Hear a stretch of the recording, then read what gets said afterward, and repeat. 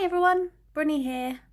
Thought I would just do another video based on things that have been brought up recently, and I thought I'd explain briefly about what Nalbinding is. So Nalbinding is the anglicised name given to the historical fibre craft that we have got archaeological evidence for, and it's based on the technique of using one single needle and long lengths of yarn to create specific stitches one at a time to slowly build your textiles up. Now all your textiles are made in the round, and that means from a centrally focused point, and you spiral your textile out, and it was a traditional craft method that was used in cultures like those of the Viking peoples from the 8th to the 11th century in Scandinavia, Northern Europe, and also in the British Isles.